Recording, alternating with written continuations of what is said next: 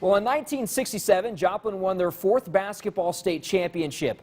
Earlier this month, I had the great privilege to sit down with 2 of the former Eagles to talk about their historic run 50 years later.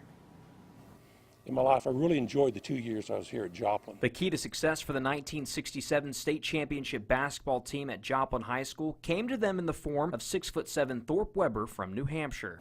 My dad retired from the Air Force, and I was used to moving all the time. When in the Air Force, we would travel every 2 years, so it was something different for my dad, and we were excited about coming down to Joplin because my grandmother lived in Lamar, Missouri, and so it was just a good thing for me to move here.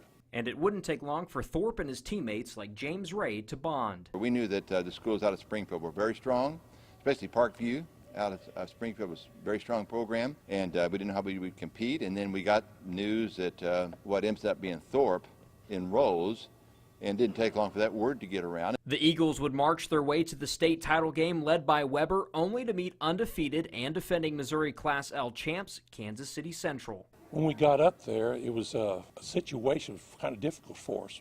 On our team, we probably had 2 players that could dunk the ball, and one wished he could. And when we looked down at the other end, they had 12 players, and 11 of them dunked the ball, and 2 or 3 of them dunked 2 balls at once at the end.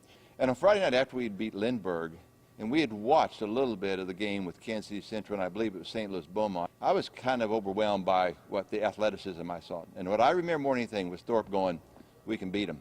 And the Eagles would do just that, courtesy of a 13-point comeback and outscoring their opponent 7-2 in overtime.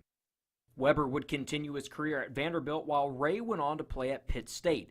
And now 50 years later, the two were able to reunite on the new hardwood of Joplin High. This is a beautiful facility. It's a high school, correct? Right. And the gymnasium's a little overwhelming, isn't it, Thorpe? It looks like a college. It looks like a small college facility. It's very nice. And as basketball season grows closer this year, the 1967 team will truly be one that won't be forgotten.